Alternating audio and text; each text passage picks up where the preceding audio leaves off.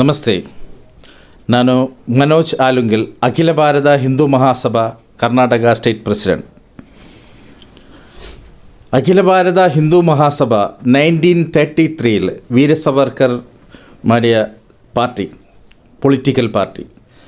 ವೀರ ಸವರ್ಕರ್ಡೆ ಹೆಸರು ಹೇಳಿ BJP, RSS ಮತ್ತು ರಾಷ್ಟ್ರೀಯ ಪಾರ್ಟಿಗಳು ಎಲೆಕ್ಷನ್ ಆಗಿ ಯೂಸ್ ಮಾಡೋದು. ವೀರ ಸವರ್ಕರ್ಡೆ ಪಾರ್ಟಿಯ ಹಿಂದೂ ಮಹಾಸಭಾ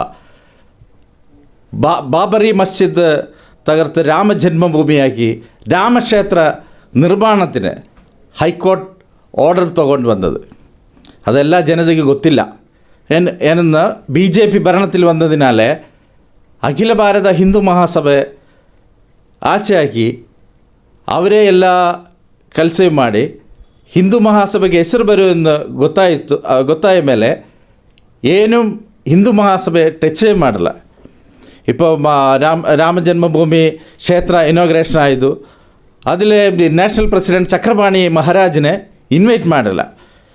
ಏನೆಂದು വെച്ചാൽ ಹಿಂದೂ ಮಹಾಸಭಾ ಇನ್ವಾಲ್ವ್ ಆಗೋಣ, ಹಿಂದೂ ಮಹಾಸಭಾ ಈ ಕೇಸ್ ವಿನ್ ಮಾಡಿ ಈ ಆರ್ಡರ್ ತೊಗೊಂಡು ಬಂದ ಹಿಂದೂ ಮಹಾಸಭೆಯನ್ನು ಎಲ್ಲ ಜನಕ್ಕೆ ಎಲ್ಲ ಹಿಂದೂವಿನೂ ಗೊತ್ತಾಗುತ್ತೆ.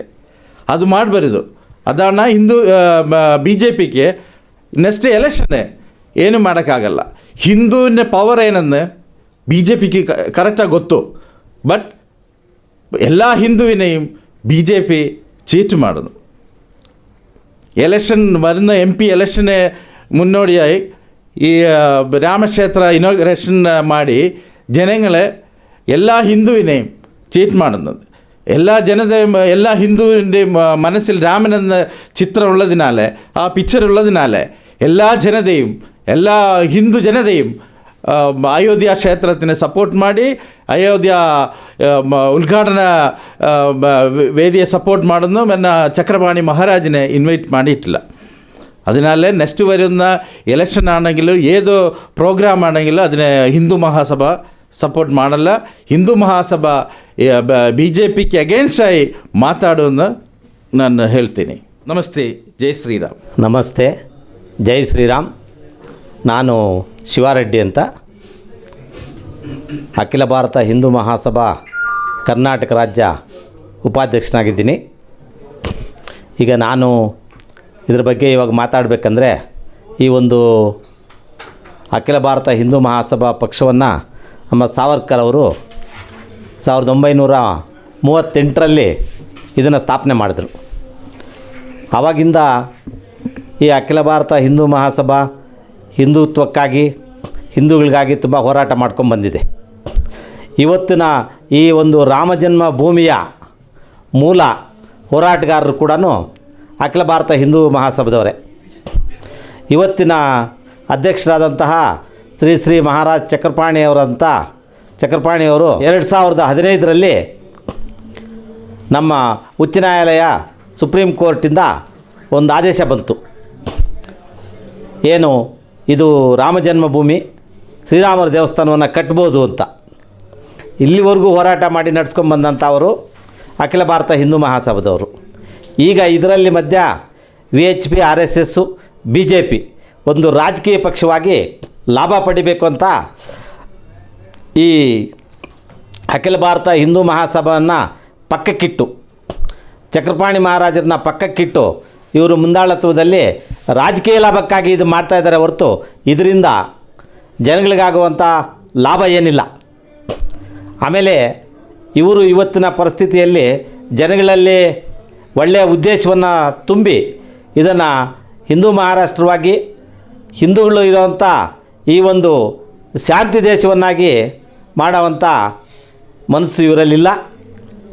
ಈಗ ಚಕ್ರಪಾಣಿ ಮಹಾರಾಜರನ್ನ ನೀವು ಯಾವಾಗ ಇದರಿಂದ ದೂರ ಇಟ್ಟಿದ್ದೀರೋ, ನಿಮ್ಮೆಲ್ಲರಿಗೂ ನಾವು ಹೇಳೋದೇನೆಂದರೆ, ಬರುವಂಥ ಮುಂದಿನ ಚುನಾವಣೆಯಲ್ಲಾಗ್ಬೋದು, ಮುಂದಿನ ಹೋರಾಟಗಳಲ್ಲಾಗ್ಬೋದು, ನಾವು BJPಗೆ ನಿಮಗೆಲ್ಲನೂ ಬುದ್ಧಿ ಕಲಿಸುವಂಥ ಕೆಲಸ ನಾವು ಮಾಡ್ತೀವಿ ಅಂತ ಹೇಳ್ತಾ, ಒಂದು ಆಲೋಚನೆ ಪ್ರಕಾರ ಇಡೀ ಭಾರತ ದೇಶದ ಪ್ರಜೆಗಳ ಪ್ರಕಾರ ಇವರು ಹೇಳುವಂಥ 3,000 ಕೋಟಿ ವಸೂಲಾಗಿದೆ ಅಂತ ಹೇಳೋದನ್ನು ಯಾರೂ ನಂಬ್ತಾ ಇಲ್ಲ.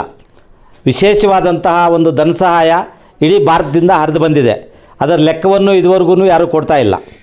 ಈಗ 3,000 ಕೋಟಿ ಅಂತ ಹೇಳಿದ್ರು ಸಮೇತ ಈಗ ಖರ್ಚಾಗಿರೋದು 1,100 ಕೋಟಿ ಮಾತ್ರ. ಇನ್ನೂ 2,000 ಕೋಟಿ ಖರ್ಚಾಗೋದು ಹಂಗೆ ಇದೆ ಇವ್ರದ್ದು ಲೆಕ್ಕದ ಪ್ರಕಾರ ಹೋದರೆ.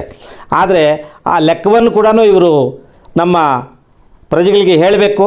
ಶ್ರೀರಾಮ ಈ ಒಂದು ಭಾರತ ದೇಶದ ಒಬ್ಬ ಶ್ರೇಷ್ಠ ರಾಜನಾಗಿ ಮಾನವತ್ವಕ್ಕೆ ಒಳ್ಳೆಯ ನಡತೆಗಳನ್ನು ಕಳಿಸ್ಕೊಟ್ಟಂಥ ಒಬ್ಬ ಮಹಾನ್ ಭಾವನಾಗಿರೋದ್ರಿಂದ ಆ ಒಂದು ರಾಮನ ವಿಗ್ರಹ ಇಲ್ಲಿ ನಿಲ್ಲಿಸಬೇಕು ಅಂತ ರಾಮ ಭಕ್ತರಾಕಿರುವಂಥ ದುಡ್ಡು ಬಿಟ್ಟರೆ ಇದರಲ್ಲಿ ಬಿ ಜೆ ಪಿ ಅನ್ನೋದೇನಿಲ್ಲ. ಅಧಿಕಾರ ಇರೋದ್ರಿಂದ ಬಿ ಜೆ ಪಿ ಹೆಸರು ಹೇಳ್ಕೊತಾ ಇದ್ದಾರೆ ಅಷ್ಟೇ. ಅವರು ಎಲೆಕ್ಷನಲ್ಲಿ ಜನಗಳು ವೋಟ್ ಹಾಕಲಿ ಅಂತ ನಾವು ರಾಮ ಮಂದಿರ ಉದ್ಘಾಟನೆ ಮಾಡ್ತಾ ಇದ್ದಾರೆ ವಿನಃ ನಿಜವಾಗ್ಲೂ ರಾಮ ಮಂದಿರ ಉದ್ಘಾಟನೆ ಮಾಡ್ತಿಲ್ಲ. ಯಾಕೆ ಅಂದರೆ ಯಾವಾಗ ಎಲೆಕ್ಷನ್ ಕಮಿಷನ್ ಅನೌನ್ಸ್ ಮಾಡಿಬಿಟ್ರೆ ಇವ್ರಿಗೆ ಆ ಪವರ್ ಇರೋಲ್ಲ ಉದ್ಘಾಟನೆ ಮಾಡೋದಕ್ಕೆ. ಅದಕ್ಕೋಸ್ಕರ ಜನಗಳಿಗೆ ದಾರಿ ತಪ್ಪಿಸೋಕ್ಕೆ ಅವರು ಉದ್ಘಾಟನೆ ಮಾಡಿ ಅದ್ರ ಮೂಲಕ ಅವರು ಎಲೆಕ್ಷನ್ನ ಓಟ್ನ ಕವರ್ ಮಾಡಬೇಕಂತ ಉದ್ದೇಶನ ಅವರು ರಾಮ ಮಂದಿರ ಉದ್ಘಾಟನೆ ಮಾಡ್ತಿದ್ದಾರೆ. ನಿಜವಾಗ್ಲೂ ರಾಮ ಮಂದಿರ ಕಂಪ್ಲೀಟ್ ಆಗೋದು ಮಾಡ್ಬೋದಾಗಿತ್ತು, ಅದು ಅವ್ರು ಮಾಡಲಿಲ್ಲ. ಯಾಕೆಂದ್ರೆ ಅಷ್ಟೊಂದು ಎಲೆಕ್ಷನ್ ಆಗಿಬಿಡುತ್ತೆ, ಜನಗಳಿಗೆ ಇವ್ರು ಓಟ್ ಹಾಕಲ್ಲ. ಯಾಕೆ ಇತ್ತೀಚೆಗೆ ಅವ್ರು ಯಾವುದು ಜನಗಳಿಗೆ ಅವ್ರು ಏನು ಆಶ್ವಾಸನೆ ಕೊಟ್ಟರು ಯಾವುದು ಪೂರೈಸಿಲ್ಲ ಅವ್ರ ಆಶ್ವಾಸನೆಗಳ್ನ. ಇದ್ರ ಬಗ್ಗೆ ಜನಗಳಿಗೆ ತುಂಬ ಬೇಸರ ಇದೆ. ಅದು ಅವ್ರಿಗೆ ಮನಗಂಡಿದ್ದಾರೆ. ಆ ಮನಗಂಡಿದ್ದಕ್ಕೋಸ್ಕರ ಅವ್ರು ಇದನ್ನು ನೆಪ ಹಾಕ್ಕೊಂಡು ಇದನ್ನು ಉದ್ಘಾಟನೆ ಆದಷ್ಟು ತುರಾತುರಿಯಲ್ಲಿ ಮಾಡಿದ್ದಾರೆ. ಎಫೆಕ್ಟ್ ಬೀಳಬಾರ್ದು ಅಂತಲೇ ಈ ಕೆಲಸ ಮಾಡ್ತಾ ಇರೋದು. ಜನ ನಮ್ಗೆ ಓಟ್ ಹಾಕ್ಬೇಕಂದ್ರೆ ಅವರು ರಾಮ ಮಂದಿರ ಉದ್ಘಾಟನೆ ಮಾಡ್ತಾ ಇರೋದು. ಅವ್ರು ಕೊಟ್ಟರು ಭರವಸೆ ಇನ್ನೂ 80% ಈಡೇರಿಸೇ ಇಲ್ಲ ಅವರು. ಅವ್ರಿಗೆ ಅದ್ರ ಬಗ್ಗೆ ಆಗಲ್ಲ, ಈಡೇರಿಸೋ ಭರವಸೆಗಳಾಗಲ್ಲ. ಆದರೆ ರಾಮ ಮಂದಿರನ ಉದ್ಘಾಟನೆ ಮಾಡಿಬಿಟ್ಟು ಜನಕ್ಕೆ ಮರೆ ಮಾಚನ ಅನ್ನೋ ಉದ್ದೇಶನ ಉದ್ಘಾಟನೆ ಮಾಡ್ತಿದ್ದಾರೆ. ಸರ್, ಇವತ್ತು ಜಗತ್ತಿನಾದ್ಯಂತ ರಾಮನ ಹಬ್ಬವನ್ನು ಆಚರಿಸ್ತಾ ಇದ್ದಾರೆ ಅಂತ ನೀವೇನು ಹೇಳ್ತಾ ಇದ್ದೀರಾ, ಅದು ನಿಜ, ಎಲ್ಲರೂ ಆಚರಿಸ್ತಾ ಇದ್ದಾರೆ. ಆದರೆ ಅದನ್ನು ನಿಜವಾಗ್ಲೂ ಯಾರು ಆಚರಿಸ್ಬೇಕಾಗಿತ್ತು ಅನ್ನೋದನ್ನು ತಿಳ್ಕೊಬೇಕಾಗಿರೋ ವಿಷಯ ಆಗಿದೆ. ಇವತ್ತು ಯಾರು ನಮ್ಮ ಬಿ ಜೆ ಪಿ ಪಕ್ಷದವರು ಹಾಗೂ ಮೋದಿಜಿಯವರು ಅದನ್ನು ವಿಜೃಂಭಣೆಯನ್ನು ಆಚರಿಸ್ತಾ ಇದ್ದಾರೆ ಅಂತ ಹೇಳ್ತಾ ಇದ್ದಾರಲ್ಲ, ನಿಜವಾಗ್ಲೂ ಅದಕ್ಕೆ ಹೋರಾಟ ಮಾಡಿ ಆಚರಣೆ ಮಾಡಬೇಕಾದಂಥವ್ರು ಯಾರು ಅನ್ನೋದನ್ನು ಜನಗಳಿಗೆ ತಿಳಿಸ್ಬೇಕು. ಅದು ಇವತ್ತಿನ ಜನಗಳಿಗೆ ಯಾರಿಗೂ ಗೊತ್ತಿಲ್ಲ.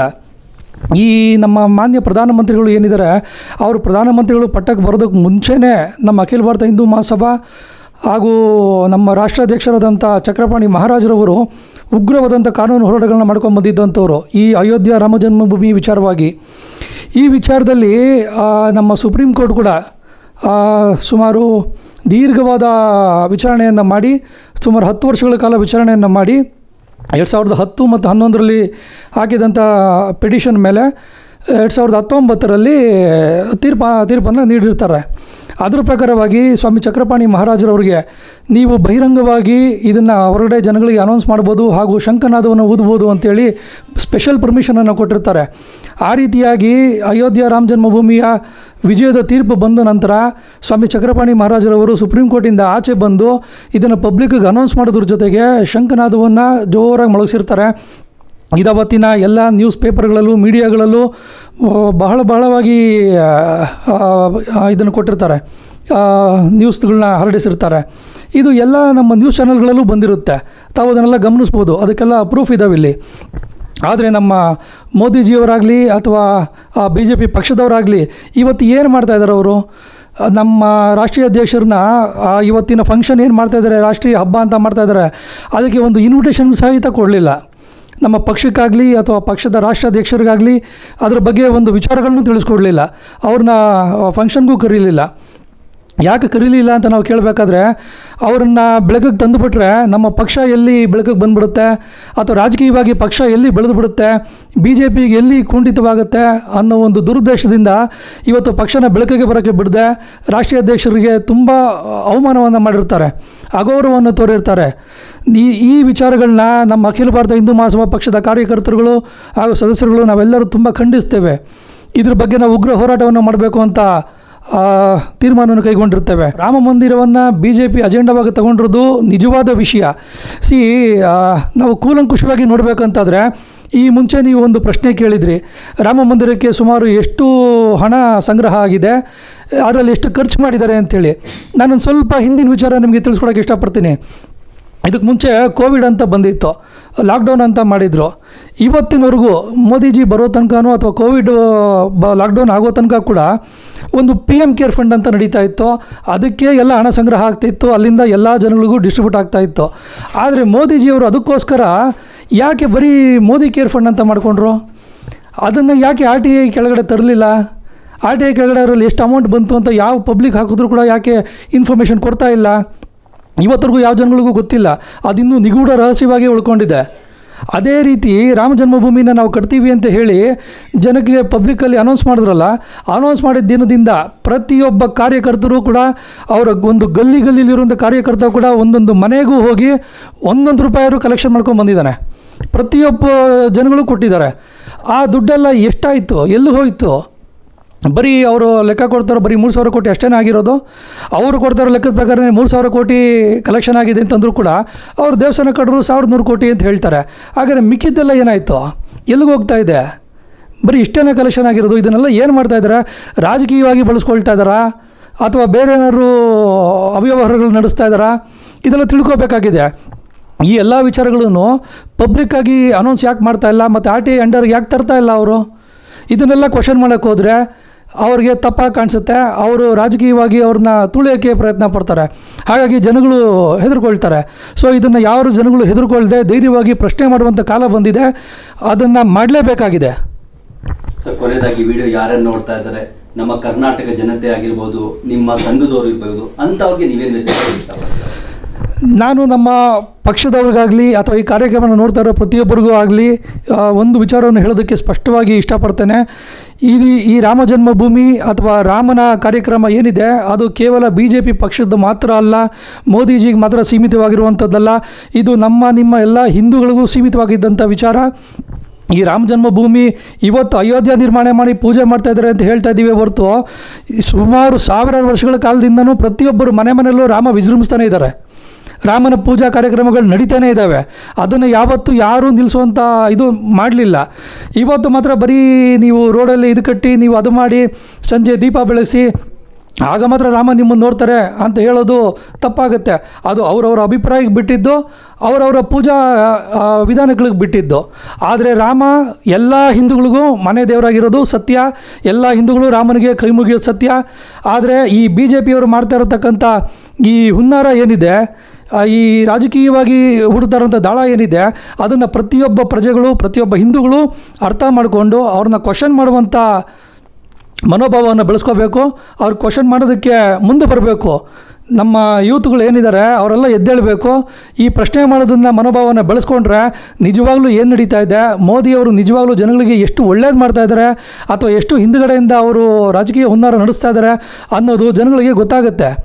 ಎಲ್ಲರಿಗೂ ಗೊತ್ತಾಗಲಿ ಬಿಡಿ, ಅದರಲ್ಲಿ ಮುಚ್ಚಿಡುವಂಥ ಏನಿದೆ. ಎಲ್ಲ ಯುವಕರುಗಳಿಗೂ ಈ ಮಾತುಗಳನ್ನು ಹೇಳ್ತಾ ನನ್ನ ಮಾತುಗಳನ್ನ ಮುಗಿಸ್ತಾ ಇದ್ದೀನಿ. ಜೈ ಶ್ರೀರಾಮ್.